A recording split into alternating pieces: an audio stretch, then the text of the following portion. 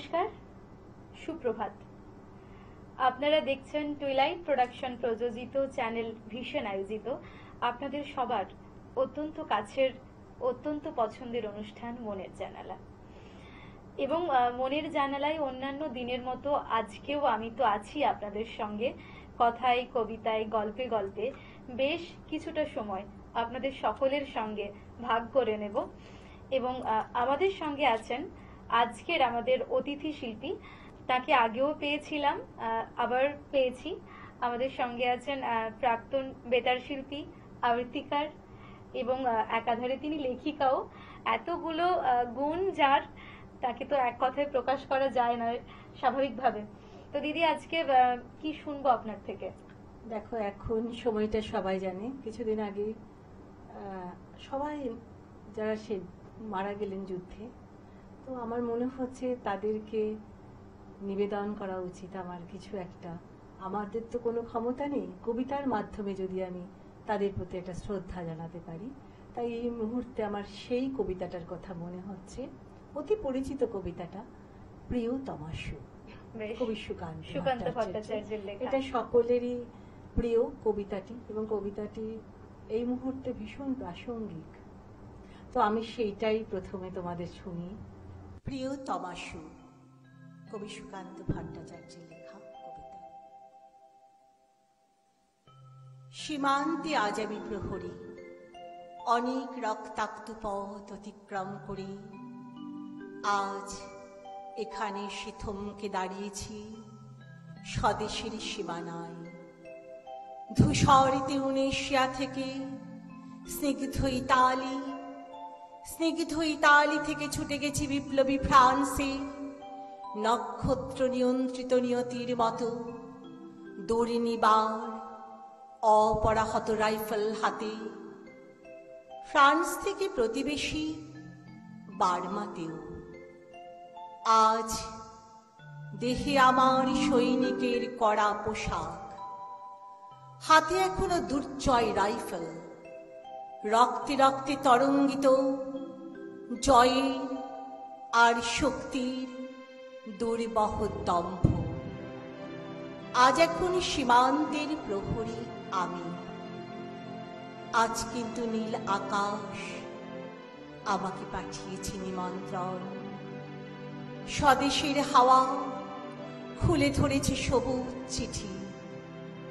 কিছুতেই বুঝি না কি করে এড়াবো তাকে, কি করে এড়াবো এই সৈনিকের কড়া পোশাক। যুদ্ধ শেষ, মাঠে মাঠে প্রসারিত শান্তি, চোখে এসে লাগছে তার শীতল হাওয়া। প্রতি মুহূর্তে শ্লথ হয়ে আসে হাতের রাইফেল, গা থেকে খসে পড়তে চায় এই কড়া পোশাক। রাত্রে চাঁদ ওঠে, আমার চোখে ঘুম নেই। তোমাকে ভেবেছি কতদিন, কত শত্রুর পদক্ষেপ শোনার প্রতীক্ষার অবসরে, কত গোলা ফাটার মুহূর্তে, কতবার অবাধ্য হয়েছে মন যুদ্ধ জয়ের ফাঁকে ফাঁকে, কতবার হৃদয় জ্বলেছে অনুশোচনার অঙ্গারে তোমার আর তোমাদের ভাবনায়। তোমাকে ফেলে এসেছি দারিদ্র্যের মধ্যে, ছুঁড়ে দিয়েছি দুর্ভিক্ষের আগুনে, ঝড়ে আর বন্যায়, মারি আর মড়কের দুঃসহ আঘাতে বারবার বিপন্ন হয়েছে তোমাদের অস্তিত্ব। আর আমি ছুটে গেছি এক যুদ্ধক্ষেত্র থেকে আর এক যুদ্ধক্ষেত্রে। জানি না আজও আছো কি নেই, দুর্ভিক্ষের ফাঁকা আর বন্যায় তলিয়ে গেছে কিনা ফিটে, জানি না তাও। তবু লিখছি তোমাকে আজ, লিখছি আত্মম্ভার আশায়। ঘরে ফেরার সময় এসে গেছে। জানি আমার জন্যে কেউ প্রতীক্ষা করে নেই মালা আর পতাকায়, প্রদীপে আর মঙ্গল ঘটে। জানি সংবর্ধনা রটবে না লোকমুখে, মিলিত খুশিতে মিলবে না বীরত্বের পুরস্কার। তবু একটি হৃদয় নেচে উঠবে আমার আবির্ভাবে, সে তোমার হৃদয়। যুদ্ধ চাই না আর, যুদ্ধ তো থেমে গেছে। পদার্পণ করতে চাই না মন ইন্দোনেশিয়ায়। আর সামনে নয়, এবার পেছন যাবার পালা। পরের জন্য যুদ্ধ করেছি অনেক, এবার যুদ্ধ শুধু তোমার জন্য। প্রশ্ন করো যদি, এত যুদ্ধ করে পেলাম কি? উত্তরটার টিউনেশিয়ায় পেয়েছি জয়, ইতালিতে জনগণের বন্ধুত্ব, ফ্রান্সে পেয়েছি মুক্তির মন্ত্র, আর নিষ্কণ্টক বার্মায় পেলাম ঘরে ফেরার তাগাদা। আমি যেন সেই বাঁশিওয়ালা যে সন্ধ্যায় রাজ পথে পথে বাতি জ্বালিয়ে ফেরে, অথচ নিজের ঘরে নেই যার বাতি জ্বালাবার সামর্থ্য। নিজের ঘরেই জমে থাকে দুঃসহ অন্ধকার। এই কবিতাটি এই সময়ের নিরিখে কতটা প্রাসঙ্গিক, তাই না? সত্যি কথা। যা অবস্থা আমাদের দেশের অবস্থা, এই কবিতাখানি মানে শুনেও অনেকটা মনটা খারাপ হয়ে গেল। সত্যি কথা।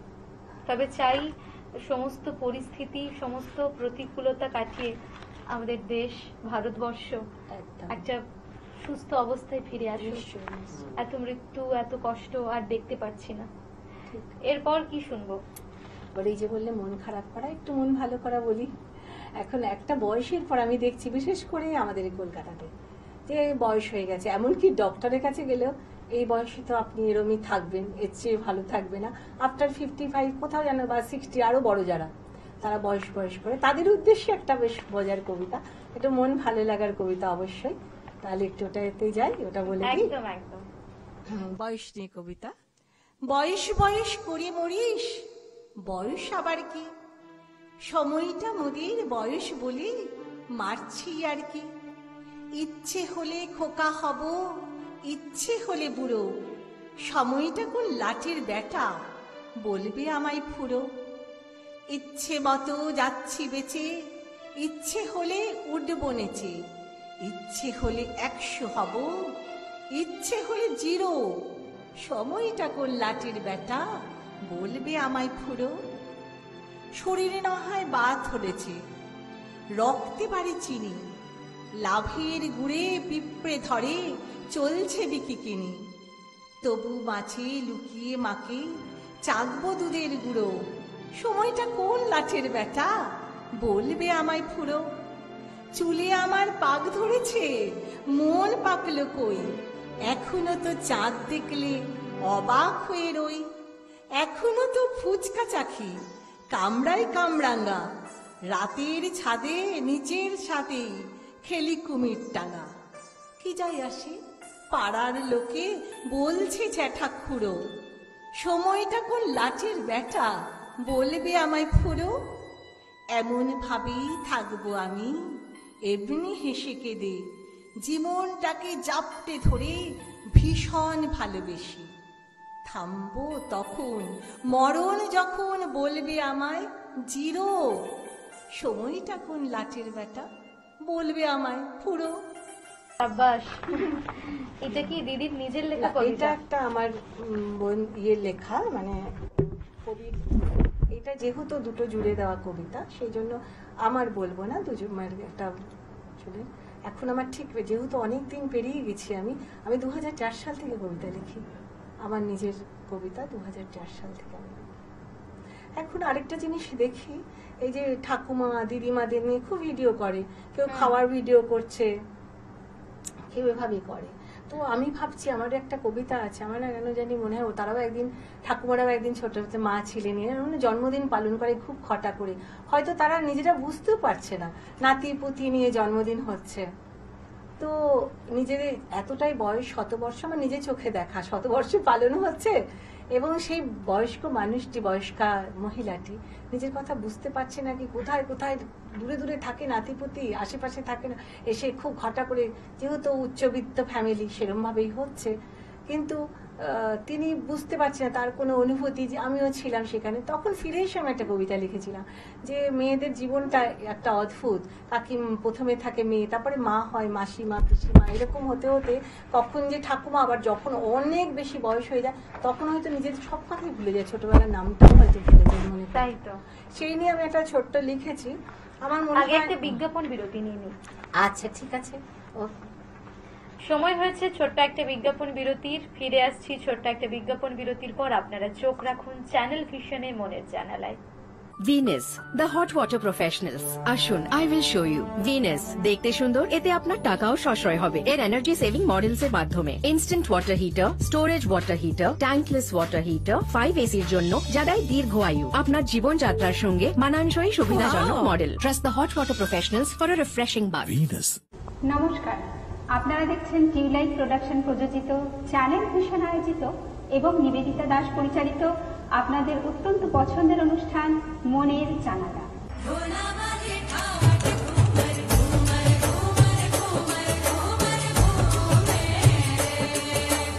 আশ্বিনের এক প্রাগ ঐতিহাসিক সকালে মনের জানালা, মনের জানালা, মনের জানালা। ফিরে এলাম ছোট্ট একটি বিজ্ঞাপন বিরতির পর। আপনারা দেখছেন টুইলাইট প্রোডাকশন প্রযোজিত, চ্যানেল ভিশন আয়োজিত আপনাদের সবার পছন্দের অনুষ্ঠান মনের জানালা। আজকে মনের জানালায় আমি আছি আপনাদের সঙ্গে নিবেদিতা এবং আজকের অতিথি শিল্পী চন্দনাদি। চন্দনাদি, এবার কি কবিতা এবার শুনবো? ওই আমি বয়স্ক মানুষদের কথা যখন বললাম, যে কথা হচ্ছিল, যে কথাটা হচ্ছিল, সেই কথাটার প্রসঙ্গেই যে কবিতাটি আমি লিখেছিলাম 2004 সালে লেখা, এটা তখনই অনুষ্ঠানে গেছিলাম। তখন এই কবিতাটার বিস্মৃতি, মানে কিভাবে ধীরে ধীরে একটা এজের পরে অনেক কিছু ভুলতে শুরু করে, তেমনি মহিলাটিও কিছু হাত টানে। আমি কিছু একটা মনে করার চেষ্টা করছিল, আমার মনে হচ্ছিল দেখে, তার শতবর্ষের যা 99 হয়ে গেছে, শতবর্ষের হচ্ছিল তখন আর কি, সবাই মিলে নাতি পুতি যে যেখানে খুব ঘটা করে, তখনই সেই ছোট্ট ঘটনাটা নিয়ে আমি এই কবিতাতে তুলে ধরেছি। সেইটা মানে আমরা মেয়েরা কেমন আস্তে আস্তে পরিবর্তিত হতে, মেয়েরা কেন সবাই, সেটা মানুষের জীবনই একটা এবং পরিবর্তন বিশেষ আসে। করে মেয়েরা, বিশেষ করে মেয়েরা, কারণ মেয়েরা সংসারের মধ্যে এভাবে ডুবিয়ে দেয় নিজেদের, নিজেদের অনেক কিছু ভুলে যায় বা ভুলে যেতে বাধ্য হয়, দুটোই হয়। সেইটাই, কেননা সংসারকে তারা এখনো বিলিয়ে দেয়। বিশেষ করে আমি বলবো বাঙালি মেয়েরা এখনো, বাঙালি বলতে আমার এটা গর্ব হয়, কেন বাঙালিদের মধ্যে এটা অতিরিক্ত বেশি দেখি, বাচ্চাদের জন্য সবকিছু করতে পারে, বাঙালিদের মধ্যে আরো বেশি দেখি। তাই এই কবিতাটা বিস্মৃতি, আমি এটা একটু শোনানোর চেষ্টা করছি। একেবারে। আমরা মেয়েরা নিজেদের যতই আধুনিকা মনে করি না কেন, প্রাচীন গণ্ডি থেকে বেরিয়ে আসতে পারি না কখনো। তাই তো আমরা নিজের সত্তাকে বিসর্জন দিয়ে নিজেকে পারি বিলিয়ে দিতে। তাই তো আমরা আটকা পড়তে পারি সংসারের এই মায়াজালে, অক্টোপাসের মতো আঁকড়ে ধরে রাখি এই মায়াবী সংসারকে। আর তারপর যখন কেউ এসে প্রশ্ন করে তুমি কি ভালোবাসো, কিংবা তোমার পছন্দের রং কি, সময় লাগবে উত্তর দিতে।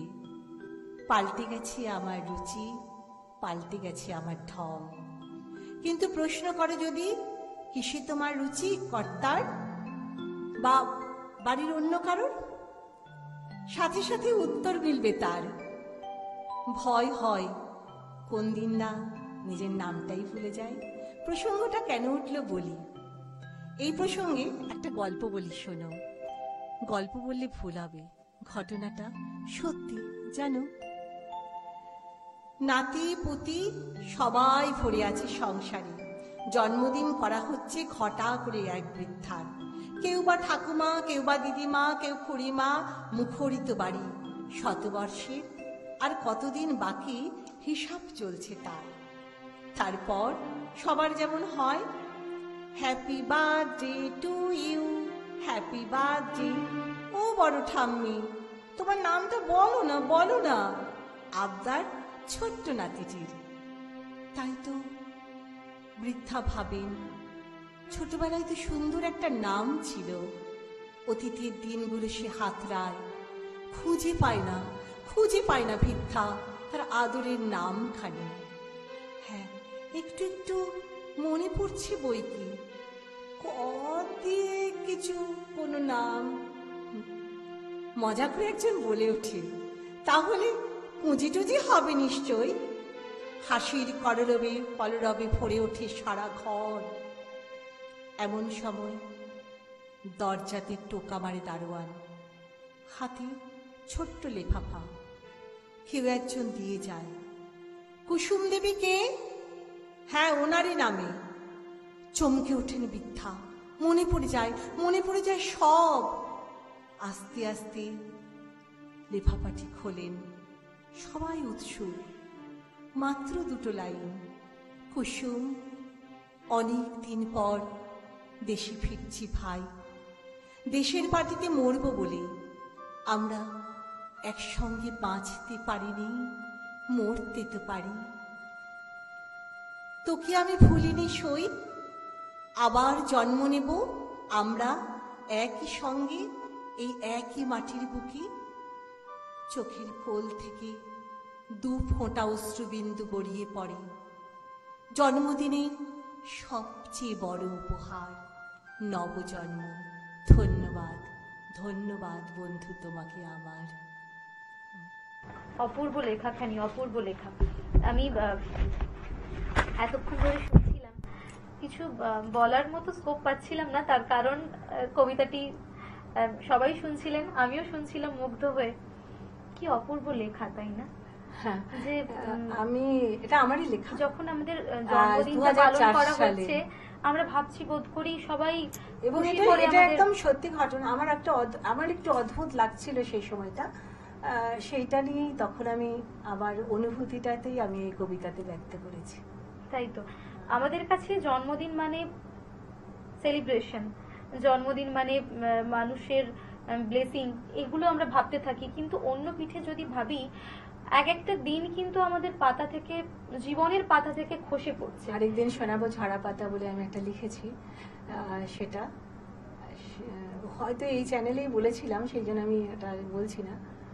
কোনো এক সময় 17 সালে যখন এসছে, তখন ঝরা পাতা নিয়ে লিখেছিলাম। কারণ কৃষ্ণাদির একটা কথাতে বলেছিল, আস্তে আস্তে তোমরা দায়িত্ব নাও, আমরা তো এগিয়ে যাচ্ছি, যাতে তোমরা কবিতা যাতে আমাদের বেঁচে থাকে। অ্যাকচুয়ালি আমাদের জীবনটাই তো কবিতা।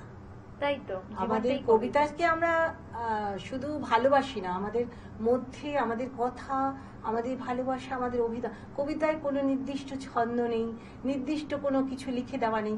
তার মানে কবিতাটা হলো সম্পূর্ণ আমার সৃষ্টি। আমার কথার থেকে বড় কথা, একজন কবিতা, এর মধ্যে কিন্তু আমাদের কত সভ্যতা, একটা গান রচনা হয়, একটা গান কেউ গায়, কারণ সেটা কেউ একটা নির্দিষ্ট করে দিচ্ছে।